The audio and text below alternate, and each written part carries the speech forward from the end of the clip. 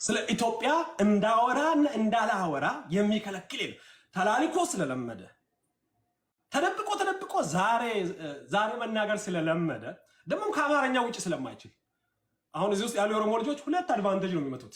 በሜዳቸው ብቻቸውን ይጫወታሉ። ለምን? ኦሮምኛ ነው የሚያወሩት። እዚህ መጥተው ይሄን ሚዲያ ጥባጥቤ ተጫውተው ይጠቀሙታል። ለምን? አማርኛ ይችላሉ። እናንተሳ ብርቅዬ አንድ ቋንቋ ነው። ስለዚህ አትችሉም። እኔም እንደዛው ነኝ። በሃዲኛ መድረክ ላይ የት እንደሚገኝ አታውቅም፣ ምን እንደማወራ አታውቅም። እዚህ መጥቼ በሀገሬ ላይ ደግነቱ ምንድነው? በፊት የገፋው ይገፋል፣ የሳብከው ይሳባል፣ ያነገስከው አሁን ላይ ግን የለም ነው። ለዛ ቴክኖሎጂ ሊሆን ይችላል፣ ግን ምን ማድረግ አይቻልም። ኮፓፕ አድርጉ፣ ከቴክኖሎጂ ጋር ተቀበሉ። አንተ ስላሞገስከኝ ኢትዮጵያዊ መሆን አንተ ሰይጣናዊ ስላረከኝ ኢትዮጵያን የምተውበት የለም። ኢትዮጵያ የኔ ነች። ኢትዮጵያ እኔ ኢትዮጵያዊ ነኝ። ኢትዮጵያ የኔ ነች። ልሳሳት እችላለሁ። ላደርግ ማሸማቀቅ እሱ የለመዳችሁበት እኮ ነው።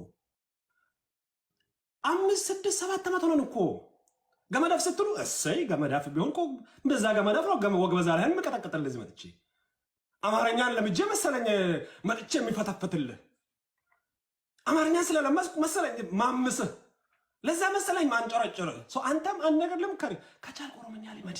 ኢትዮጵያ ውስጥ ኦሮምኛ መልመድ በጣም ጠቃሚ ነው። ቀጥሎ ምን ልምከር መሰለ? ስዳምኛ፣ አፋርኛ፣ ትግረኛና ሶማሊኛ ብትለምድ በጣም ትጠቀማለህ። በብዙ ነገር ትጠቀማለህ። ለአንተ ቋንቋ መልመድ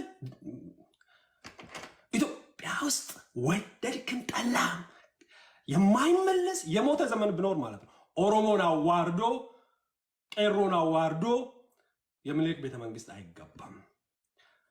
መጽሐፍ አንብብ አልልህም።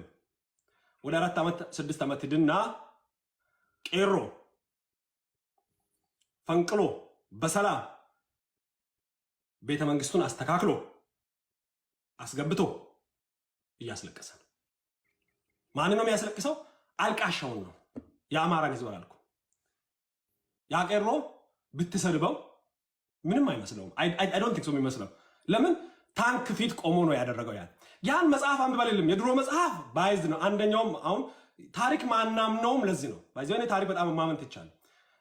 ድሮኒያው አንድ ወዳጄ ልሙጥ ባንዲራ በጣም ነበር የምወደው። አሁን አልወድም። ለምን?